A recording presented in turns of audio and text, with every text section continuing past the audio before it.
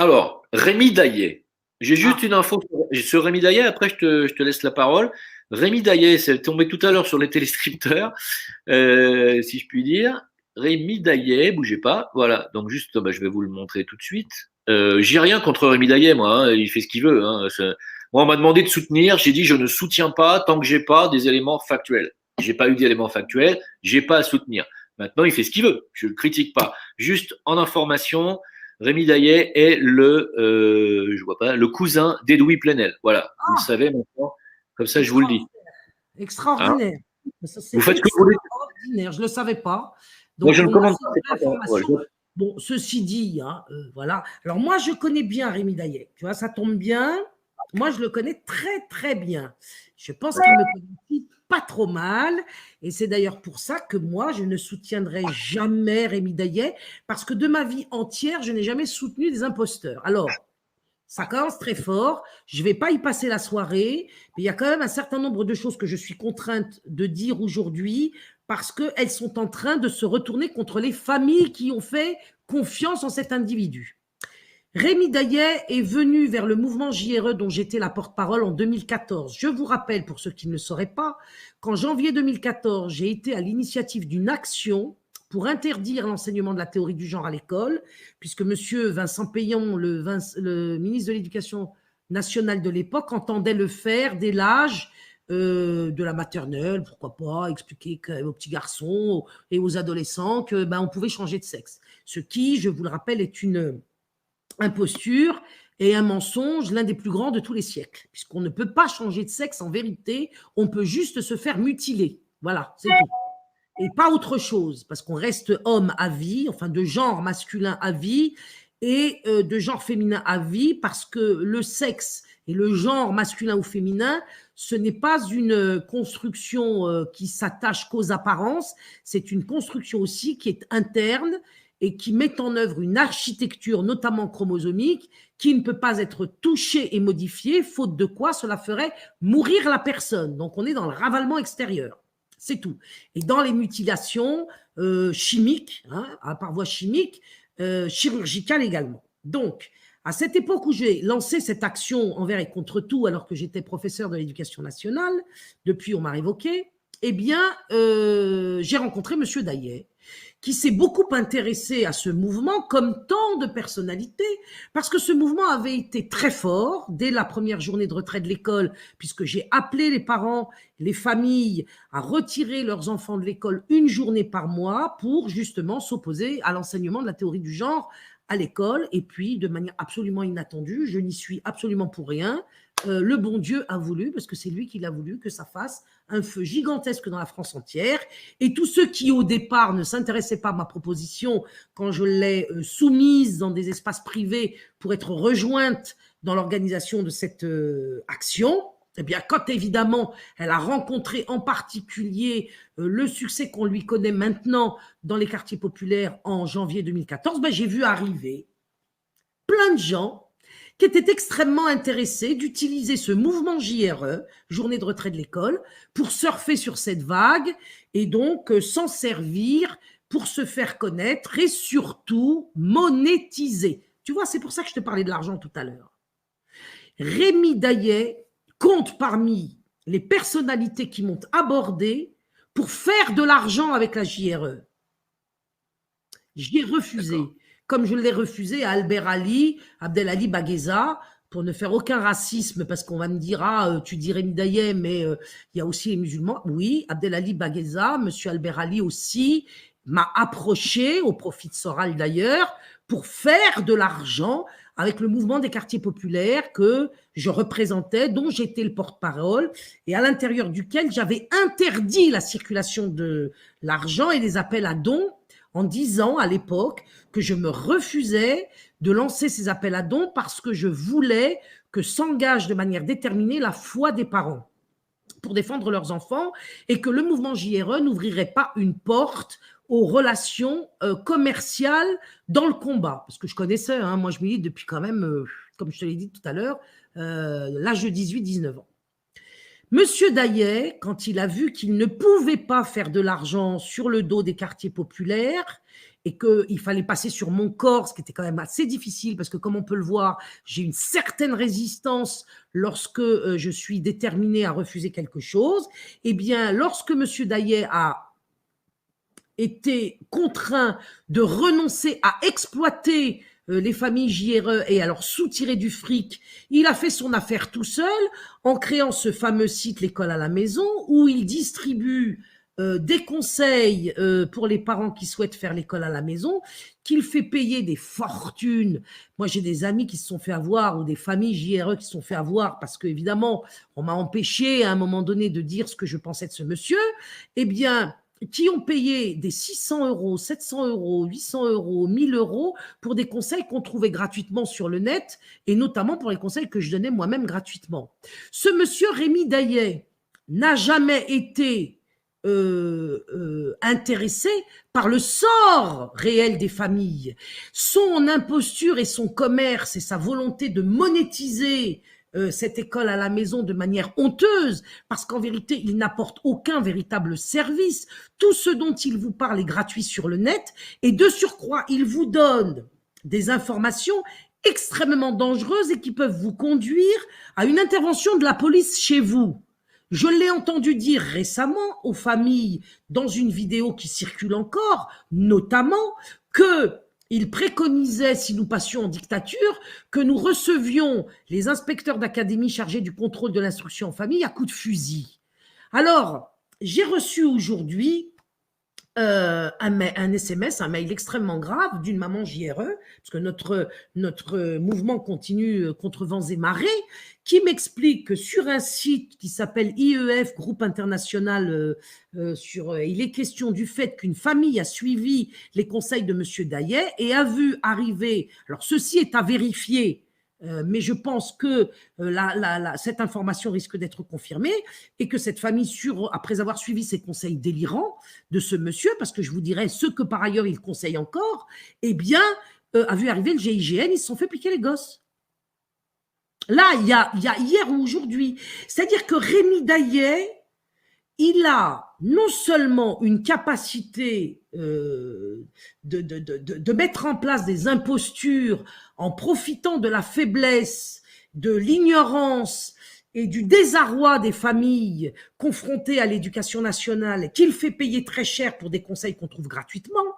Non seulement le site de Rémi Daillet, l'école à la maison, n'apporte rien parce qu'il n'est pas un site qui apporte des cours conçus avec des enseignants et qui ne peut pas non plus délivrer de certificat de scolarité, et que donc payer Rémi Daillet, c'est foutre son argent à la poubelle, surtout que par ailleurs, tous les conseils qu'il a donnés sont des conseils qui peuvent faire que vous vous retrouviez devant les flics ou devant les ASE et vous conduire à perdre vos enfants. C'est extrêmement grave.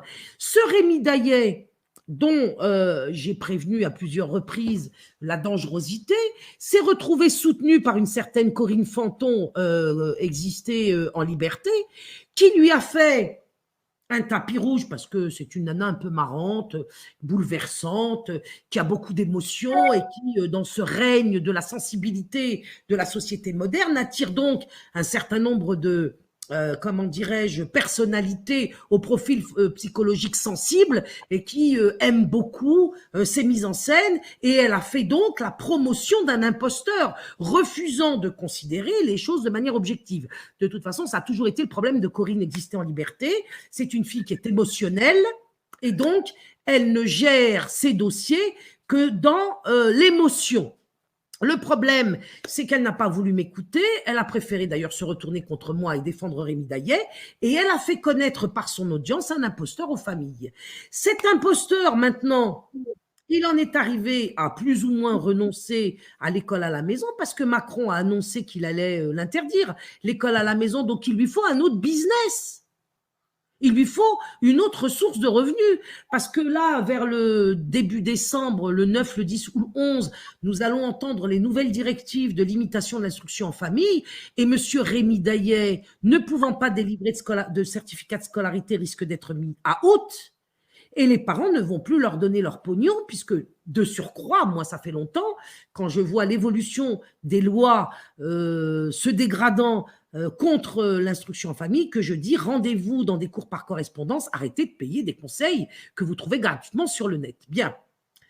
Daillet, lui, son beefsteak de l'école à la maison est en train de s'amenuiser comme une peau de chagrin. Qu'est-ce qu'il a inventé pour encore tromper la populace? Parce que je suis désolé, je suis bien obligé de parler de populace. Quand à ce point, on est complètement dupe par le premier imbécile venu qui vous raconte des choses d'une extrémité qui devrait normalement éveiller la conscience de tout homme moyennement intelligent. Le mec, il arrive maintenant avec l'idée du coup d'État. Un coup d'État qu'il annonce sur YouTube et ça fait 600 000 vues. Alors, si on va voir ce Rémi Daillet comme on va voir Dieudonné pour rigoler sur un sketch, à la limite, ça ne me dérange pas beaucoup. Mais figurez-vous que le gars, il a incité à la création de comités et il pousse les gens, en effet, à se retrouver en action dans une direction où lui ne risque rien parce que lui, il est caché au Japon depuis des années.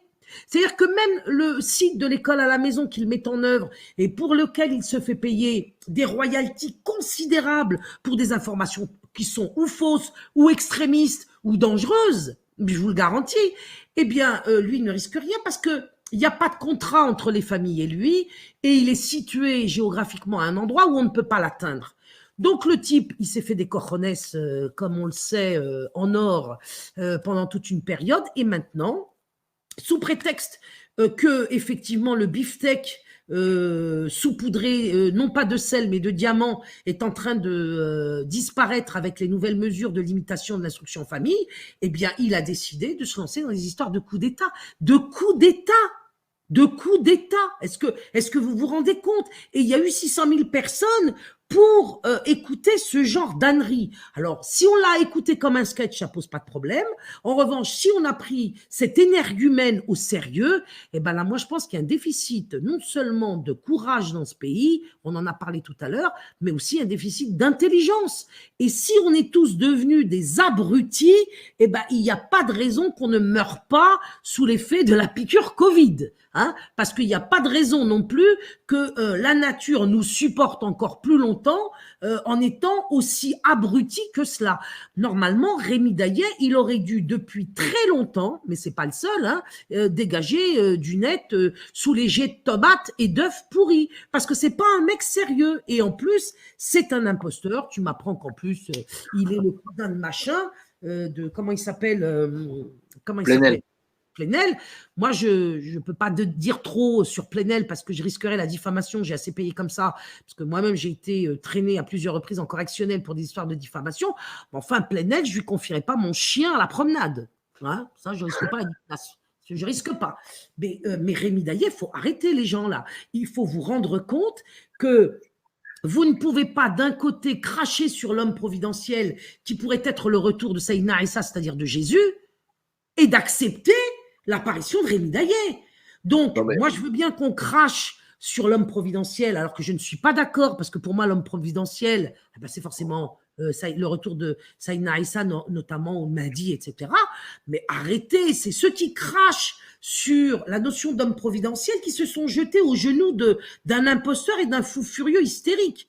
Alors, je ne sais pas si c'est un malade mental ou si c'est un imposteur, donc manipulateur, mais il est clair que si vous reprenez toutes les déclarations soutenues par Corinne Fanton et Exister en liberté concernant l'école à la maison préconisée par Rémi Daillet, vous allez en tôle. Vous allez en tôle. Et c'est complètement délirant. Alors, les Corinne et les Rémi, évidemment, se sont opposés à moi qui suis finalement tout illuminé que je suis, raisonnable. Parce que moi, je dis, concernant l'école à la maison, des choses qui sont très simples. Nous sommes obligés de faire avec les rapports de force. Je ne pense pas que tout le monde puisse faire l'école à la maison parce que le danger menace de l'enlèvement abusif par l'ASE. Il faut donc réunir et vérifier qu'un certain nombre de conditions soient réunies avant de se lancer dans l'aventure. Et si ces conditions ne sont pas réunies, je pense que malheureusement, il faut soumettre vos enfants à l'éducation nationale parce qu'il vaut mieux le moindre mal. Je sais que les catholiques n'aiment pas cette notion, mais moi, je ne suis pas catholique, donc je préfère quand même dire qu'il vaut mieux envoyer les enfants à l'école que de se les faire piquer par l'ASE. Ce qu'il y a, c'est que les gens n'ont pas le discernement. Ils sont tellement eux-mêmes paumés et ils ont tellement besoin d'un sauveur qui va faire le travail à leur place. Ils n'ont pas le discernement d'aller se renseigner si cette personne est à pignon sur rue ou pas. Il suffit que le mec soit beau parleur, et qu'il a l'air de savoir ce qu'il dit, et ça suffit. Le mec, il fait 500 000 vues. Mais moi, j'ai jamais fait 500 000 vues en 7 ans. Le mec, il arrive, il débarque, il fait 500 000 vues. Vous pouvez m'expliquer comment c'est possible? Je veux dire, à un moment donné, il faut réfléchir quand même, les gars. C'est pas pour descendre encore Rémi Daillet, je suis pas dans cette optique-là, mais je veux dire, à un moment donné. Si, il faut le descendre parce que lui, il conduit. Oh, mais... Non, mais là, ça y est, je l'ai pas fait pendant des années, même si à quelques reprises, je lui ai envoyé quelques petites crottes de nez. Mais là, ce que j'apprends de lui, le coup du coup d'État, alors ça, c'est extraordinaire. C'est de gravité, mais que je n'ai pas de mots pour qualifier une pareille manipulation. Et tu sais que moi, sur Veta, il a des, comment ça s'appelle, pas des agents, mais des gens qui travaillent pour lui et qui sont venus me dire, alors, qu'est-ce que t'attends, Jim? Tu comprends rien? Qu'est-ce que t'attends pour nous soutenir? Là, ils m'ont même donné le Skype perso de Rémi que j'avais invité d'ailleurs à discuter, puis finalement ça s'est jamais fait. Et moi, tu sais, j'ai ma voix intérieure là et qui me dit non. Donc moi j'écoute.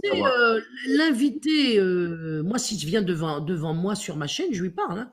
Et là on va, mais il viendra pas. C'est-à-dire qu'il n'est pas fou, la guêpe. La guêpe n'est pas folle. C'est-à-dire qu'il ne viendra pas dans des endroits où il est, avant qu'il arrive, démasqué. C'est-à-dire que là aussi, c'est la liberté d'expression à géométrie variable. Tu as affaire à des gens qui ne la pratiquent pas et qui qui reprochent leurs défauts au franc-mac.